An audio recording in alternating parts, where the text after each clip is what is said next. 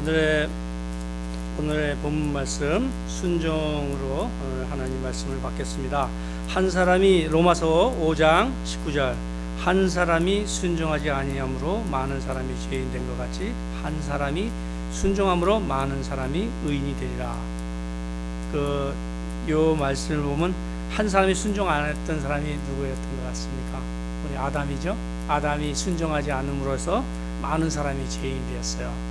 근데 그 죄인 된 사람을 구원하시기 위해서 한 사람이 순종을 하셨어요. 그분이 누구세요? 예수님이시죠. 예수님을 예수 그리스도만 믿으면 의인이 되리라 하신 말씀처럼 예수 그리스도로 인하여 많은 사람이 또 의인이 되었다라고 말씀하고 있습니다. 순종하는데도 길이 있는 것 같아요. 이쪽 어느 쪽에다 순종하느냐. 누구든지 자신을 종으로 내어주어 누구에게든지 그 순종함을 받는 자의 종이 되는 줄 너희가 알지 못하느냐. 육신의 종이 되면 육신에게 순종을 하면 죄의 종이 되고 세상의 종이 되지만 하나님께 순종하면 의의 종이 된다는 말씀입니다. 혹은 죄의 종으로 사망에 이르고 혹은 순종의 종으로 의에 이르니라 라고 합니다. 오늘 아까 교동문 읽어보니까 부모님한테 잘 공경하고 순종하면 네가 이 땅에서 잘 되고 장수하리라 하신 말씀을 오늘 보면서 오늘 또 보니까 거기 어머니 날이라고 그러는 것 같아요. 근데 아버지들만 꽃을 했어요. 어머니들이 꽃을 써야 되는데 아버지들만 꽃을 했어요. 근데 오늘 그 순종에 대해서 오늘 구약에서 한 동물, 신약에서 한 동물을 통해서 어떻게 순종하는 것이 진짜 순종인지, 어떤 순종이 진짜 순종인지, 그리고 이 동물들은 어떻게까지 하나님께 순종을 했는지. 사실 우리 부모가 하나님이시잖아요, 그죠? 하나님이신데 하나님께 어떤 마음가짐으로 순종을 해야 되는지 오늘 구약과 신약을 통해서 순종에 대해서 잠시 생각해 보도록 하겠습니다. 오늘 사무엘상 2장 22절로 이렇게 쭉 보면 엘리라는 제사장이 나와요. 엘리는 누구냐면 삼손 마지막 사사, 맨째 모세, 그 다음에 여호수아 후로 사사들이 쫙 있고 또 제사장들도 있었겠죠. 그 삼손 사사가 끝나면서 엘리 제사장에 대해서 이제 소개를 합니다. 근데 엘리 제사장이 참 굉장히 현명했던 사람이고 하나님께 순복했던 사람인데 나중에 나이가 들었을 때 나이가 98살 오래 사셨죠. 98살까지 오래 사셨는데 나이가 들었는데 자식 관리를 잘못했어요. 그래서 자식들이 하나님이 참 싫어하는 일을 많이 했기 때문에 엘리는 권면을 해줬죠. 부모로서 자식들아 이러면 안 된다. 너네들이 이렇게 하면 하나님이 싫어한다. 너희가 사람에게 죄를 지면 하나님이 심판하시리니와 네가 만약에 하나님께 죄를 지으면 누가 너를 위해서 강구하겠느냐라는 말씀까지 하면서 여러 가지 비유를 들면서 엘리 아들들을 권면했지만 엘리 아들들은 아까 그 말씀을 듣지 않으므로 이 땅에서 복을 받지 못하고 장수하지 못한 일이 생기게 됩니다. 그래서 그 가정이 몰락하게 되고 엘리의 시대를 끝나고 이제 사무엘 시대, 사무엘 시대 다음에 사울 다음에 다윗의 시대가 맞게 됩니다. 그러니까 엘리 제사장이 나오는 부분이 어느 시대인지를 우리가 좀 대충 아셨죠?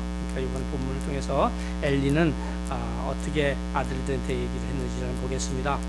엘리가 매우 늙었더니 그의 아들들이 온 이스라엘에게 행한 모든 일과 회막문에서 수종드는 여인들과 동침하였음을 듣고 그들에게 이르되 너희가 어찌하여 이런 일을 하였느냐. 내가 너희의 악행을 이 모든 백성에서 듣노라. 내 아들들아 그리하지 말라. 내게 들리는 소문이 좋지 아니하리라. 너희가 여호와의 백성으로 범죄하게 하는도다. 사람이 사람에게 범죄하면 하나님이 심판하시려니와 만일 사람이 여호와께 범죄하면 누가 그를 위하여 강구하겠냐 하되 그의 아들들이 자기 아버지의 말을 듣지 아니하리라. 그러니까 이렇게 해서 부모는 권면을 했지만 사실 나이 98살에 이렇게 얘기를 하니까 아들들도 다 대성을 했을 텐데 누가 듣겠어요. 그러니까 젊었을 때, 한 살이라도 젊었을 때 자식 교육하는 게 좋은 것 같아요. 그러니까 그 아들들이 하나님도 알지 못하고 이렇게 해서 결국에는 이 가정이 전부 다 엘리뿐 아니라 엘리의 홈리랑 비나스 그 아들 둘, 그 다음에 며느리 뭐 다 죽고 다 가정이 몰락을 하게 돼요. 그리고 몰락을 하는데 그 일로 인하여 몰락하기 전에 무슨 일이 있었냐? 그 블레셋 항상 그 하나님께 순종치 지난번 사사기에서 배웠던 같이 하나님께 순종을 안 하면 그 다음에 어떤 민족을 통해서 항상 이스라엘을 공격합니다. 그 일로 괴로움을 당하고 또 회개하고 그게 이제 사사기의 전모 아니었습니까? 그래서 이와 같은 또 이 일로 인하여 블레셋 사람들이 쳐들어와요. 블레셋 사람들이 쳐들어와서 전쟁이 있었고 전쟁에서 두 아들이 죽고 또 엘리도 또 아들이 죽었다는 소리를 듣고 깜짝 놀라서 뒤로 넘어졌어. 이제 의자에 앉아 있다가 뒤로 넘어져 죽고 또 그 얘기를 듣고 며느리도 죽고 다 임신한 며느리도 죽고 다 가정이 몰락하게 됩니다. 그리고 나서 또 언약궤도 뺏겨요. 언약궤도 뺏겨갖고 이스라엘에서 가장 중요한 게 언약궤잖아요. 하나님의 말씀, 하나님이 여기 계시다는 언약궤 가는 곳으로 이스라엘 민족이 있는 곳은 항상 언약궤가 있었지 않습니까? 근데 언약궤를 뺏어요.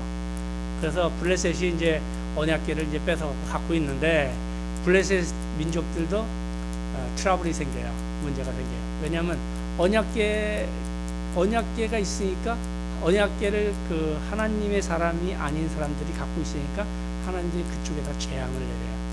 재앙을 내리니까 블레셋 사람들이 맨 처음에 그 아스도시라는 지역에서 재앙을 받고 그러니까 자기가 재앙을 받으니까 이거 이상하다. 이 언약궤가 있으니까 우리가 재앙을 받는다. 그래서 그 다음에 그 가드로 보내요. 가드라는 지역으로 보내니까 가드에서도 또 재앙을 받고 가드를 재앙을 받으니까 또 에글론을 보내요.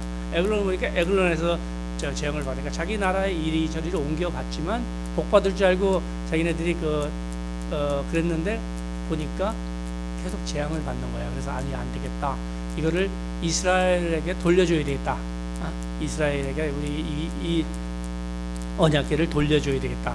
근데 우리가 돌려주는데 그냥 돌려줄 게 아니라 이게 재앙이 진짜 하나님한테 왔는지 아니면 우연히 이 재앙이 일어난 건지에 대해서 우리가 좀 알아보고 보내자. 이렇게 해서 언약궤를 수레에다 실어서 이제 보내기로 하는데 거기까지 말씀을 보겠습니다. 사무엘상 5장 1절 블레셋 사람들이 하나님의 궤를 빼앗아 가지고 에베네스르부터 아스돗에 이르니라. 하나님의 손이 아스돗 사람에게 엄중히 더하사 독한 종기의 재앙으로 아스돗과 그 지역을 쳐서 망하게 하니 아스돗 사람들의 일을 보고 이르되 이스라엘의 신의 궤를 우리와 함께 잊지 못하게 할지라. 그러니까 말씀하신 대로 계속 재앙이 일어나고 그러니까 독한 종기도 일어나고 재앙도 일어나고 어려운 일 많이 나니까 이제 한마디로 같이 못 있겠다. 보내자. 그래서 이스라엘 민족으로 보내기로 합니다. 그런데 보니까 이 사람들이 이제 어떤 얘기를 하냐면 우리가 이 사람들이 듣긴 들었을 거예요. 하나님한테 속건제 드린다는 거. 하나님께 죄를 지면 속건제를 드려야 돼요. 죄를 지는데 속건제를 드린다는 거 아니까 무엇을 드리는 양을 잡아서 드려야 되고 소를 잡아서 드려야 되는데 그걸 모르고 우리가 이제 그 금으로 만든 우리가 종양이 났으니까 금으로 만든 쥐라든가 개구리라든가 우리 가끔가다 그 금방 가면 보시죠. 금개구리 그런 두꺼비 같은 거 그런 걸 만들어서 그 여호와 언약궤랑 그 옆에다가 상자 하나에다가 그런 것들을 금을 놔갖고 같이 보내자라고 합니다. 근데 사실은 언약궤는 항상 이 사람이 이렇게 어깨에다 매게끔 되어 있는데 이렇게 이 사람들이 잘 몰라서 일단 그 수레에다 실어갖고 일단 이스라엘 민족에게 보내는데 이스라엘 블레셋과 이스라엘의 경계가 어디에 있었냐면 베스메스라는 곳이 있어요. 베스메스 거기서부터 가면 이제 이스라엘이고 거기 딴 데로 가면 이제 블레셋 지역인데 전 나는 소를 송아지를 젖나는 소라는 게 뭐냐면 송아지가 있다는 얘기죠. 젖먹이는 송아지가 있다는 얘기인데 송아지를 자기네가 갖고 있고 띄워놓고 또 소만 보내자 이거야. 그러니까 근데 그 동물의 본성이 뭐예요? 동물의 본성이 뭐냐면 아무리 사람이 이렇게 하라고 그래도 안 해요. 동물들은 본성이 있어요.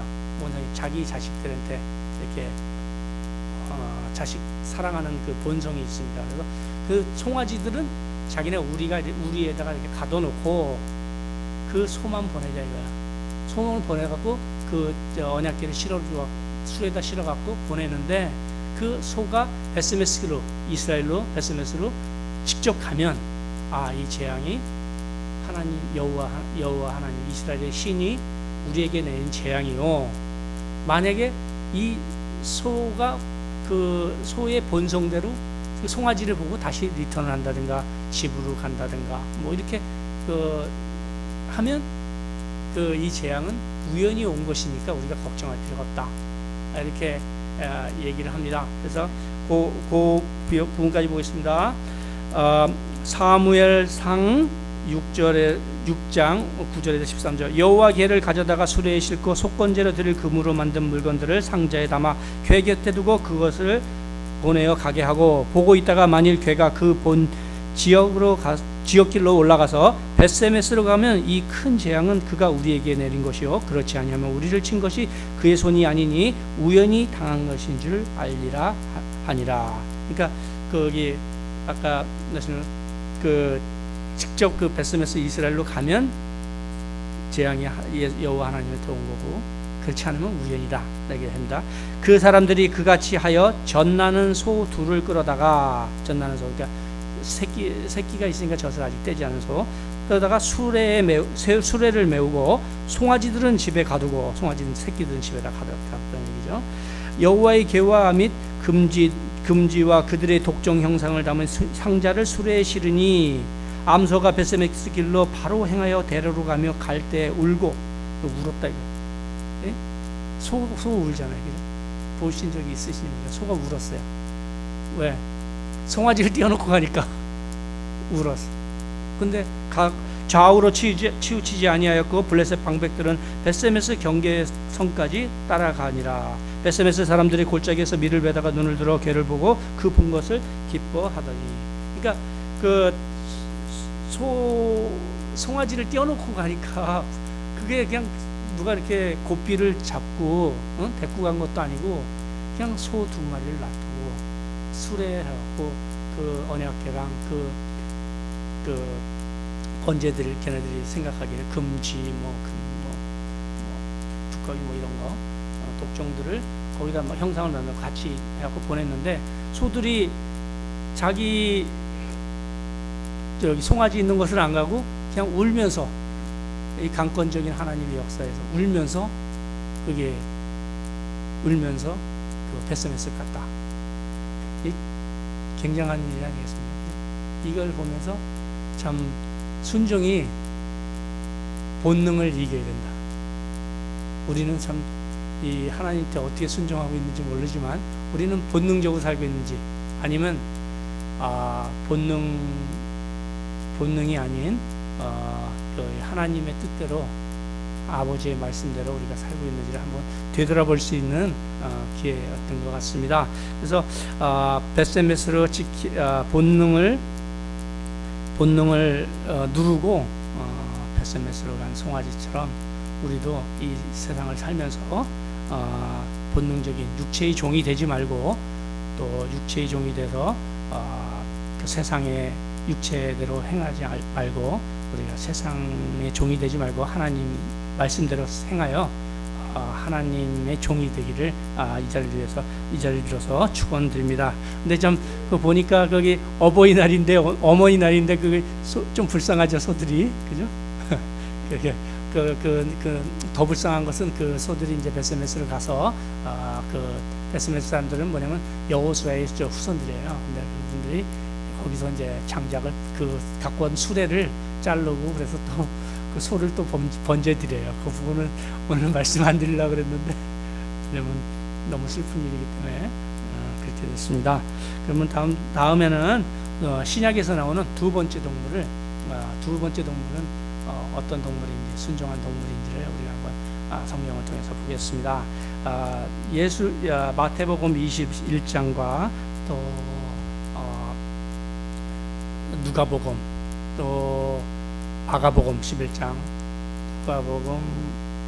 누가복음에서 예루살렘 승리의 입성에 대해서는 이렇게 저수라고 말씀이 있습니다. 그를 보면 예수님께서 여기저기 이제 전도를 하고 다니시다가 이제 예루살렘에 입성하게 됩니다. 예루살렘에 입성하는데 그 성경에 나오는 것 보면 예루살렘에 입성할 때 예수님께서 어린 새끼 나귀를 타고 입성을 하게 됩니다. 두 번째 동물이 이 새끼 나귀인데 한번 보겠습니다. 마태복음 21장 2절로 그들이 예루살렘에 가까이 가서 감난산 벳박에 이르렀을 때 예수께서 두 제자를 보내시며, 그래서 예수님께서 감난산 벳박에, 요 벳박에는 우리가 지난번 나사로 본 것처럼 기름 부은 여자 베다니와 가까운 곳입니다. 그것을 이르시되 너희는 맞은편 마을로 가라. 이거 아마 베다니로 가라고 그러신 것 같아요. 그리로 가면 메인 나귀와 나귀 새끼가 함께 있는 것을 보리니 풀어 내게로 끌고 오라. 그러니까 나귀와 나귀 새끼가 있었다 그래요. 근데 이 마태복음에서만 나귀와 나귀 새끼를 얘기하고 다른 그 누가복음과 마가복음에서는 나귀 새끼만 나타나고 있습니다. 근데 마태복음에서는 나귀와 나귀 새끼가 있었어요. 오늘 어버이날을 맞이해서 굳이 다른 데서 빼낼 수 있었지만 이 마태복음을 보기로 했습니다. 어머니가 나오기 때문에. 만일 누가 무슨 말을 하거든 주가 쓰시겠다 하라. 그리하면 즉시 보내리라 하시니, 그러니까 만약에 누가 너 왜 나귀 가져가냐 그러면 주가 쓰시겠다. 그러면 그래서 이제 거기 보니까 그렇게 해라. 그러면 이제 보내준다. 그러니까 가서 이제 끌고 옵니다. 두 제자들이 끌고 오는데 두 제자는 누구냐면 누군지는 안 나와 있어요. 성경에 뭐 성경학자들도 안 나와 있어요. 근데 제가 보기에는 베드로는 있었던 것 같아요. 왜냐하면 뒤에 그 감람산 사건을 보면 그 다음에 이제 감람산 사건 나오는데 무화과나무 사건 나오는데 거기 베드로가 얘기하는 걸 봐서 아마 베드로지 않았나 생각하고, 한 사람은 모르겠습니다. 이는 선지자를 통하여 말씀하심을 이루려 하심이라. 그러니까 선지자가 이야기한 것을 이루려, 나귀를 타는 것이 선지자가 하신 말씀을 이루기 위해서 나귀를 타셨다. 또 아니면 나귀를 탄 게 선지자가 얘기를 하는 거야. 근데 누구 선지자인지 보겠습니다. 시온의 딸에게 이르되 내 왕이 내게 임하나니 그는 겸손하여 나귀 곧 명예매는 짐승의 새끼를 탔도다 하라 하였느니라.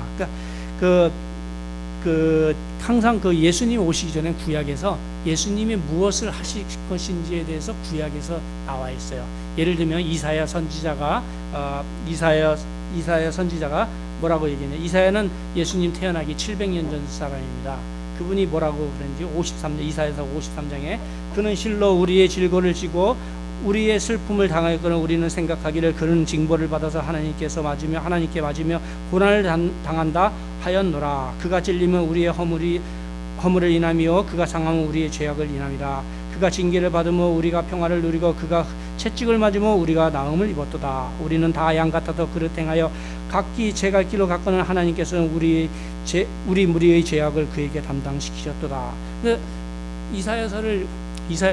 이사야서를 읽어보면 그 예수님 태어나기 700년 전 이사야가 예수님이 오실 거를 이렇게 미리 예언을 해요.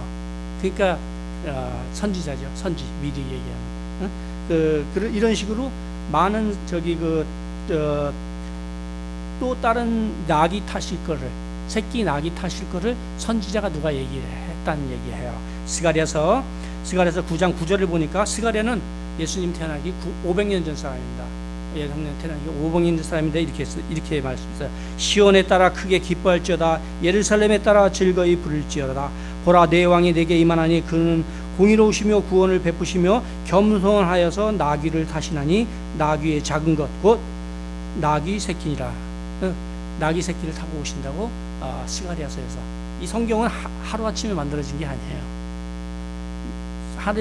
하루아침에 묶여졌을지는 모르지만 하루아침에 만들어진 게 아니에요. 이사야는 700년 전에 이사야가 쓴 것을 이사야서 따로 있어요. 그 다음에 스가랴서도 500년 전에 쓴 게 500년 전에 쓴 게 따로 있어요. 그거를 묶어놓은 거지 같이 쓴 건 아닙니다. 그러니까 500년 전에 이렇게 낙이 새끼를 타졌다. 그러니까 낙이 어미랑 새끼가 있었는데 낙이 어미를 타지 않고 낙이 새끼를 탔다. 근데 여기서 참 보겠습니다. 제자들이 가서 예수께서 명하신 대로 나귀와 나귀 새끼를 끌고 와서 자기들의 겉옷을 그 위에 얹으며 예수께서 그 위에 타시니라. 여기서 참 좀 우리가 생각해보는 게 나귀 새끼를 탔는데 좀 이 아까 그 베스메스로 갔던 그 소가 자기의 본성을 누르고 그 하나님 뜻에 향했던 것처럼 이 나귀 새끼도 똑같은 것 같아요. 나귀들 영화 보면 아시겠지만 말을 그냥 타면 가만히 있습니까? 바로 벌쩍 튀죠. 등어리에 뭐가 실으면 한 번도 타보지 않은 나귀 새끼가 그 가만히 예수님이 탔는데 가만히 있냐 이거예요. 벌쩍벌쩍 뛰죠. 도저히 사람은 탈 수가 없을 겁니다. 근데 여기서 탔는데 아무런 이상이 없어요. 나귀 새끼도 자기의 본성을 누르고 하나님 뜻에 순종하는 부분이 나오게 되는 거죠. 근데 좀 여기에 옆에 있던 나귀 어미는 얼마나 좀 저했을 것 같아요. 안타까웠을 것 같아요. 나 타지. 우리 부모 나를 타지. 내 아기를 타. 그렇게 했을 것 같아요. 만약에 나귀 어미가 말을 한다면. 왜냐면 항상 부모들은 거기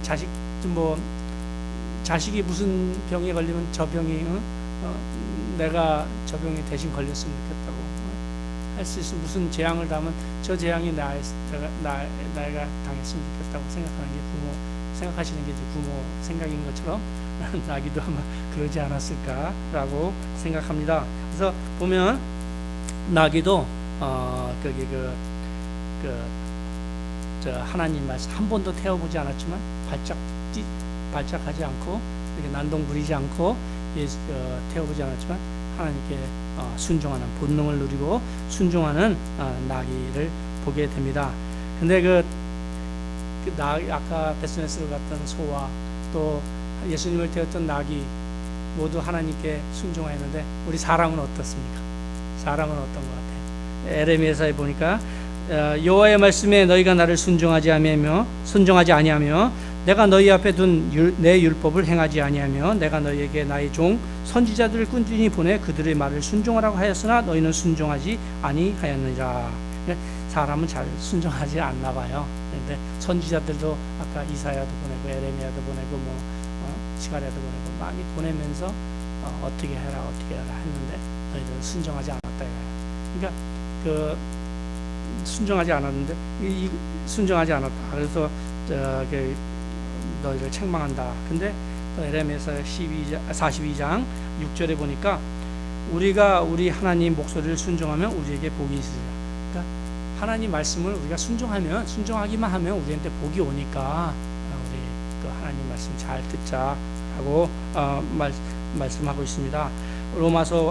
본문의 말씀 로마서 5장 19절 한 사람이 순종하지 아니함으로 많은 사람이 죄인이 된 것 같이 한 사람이 순종함으로 많은 사람이 의인이 되리라.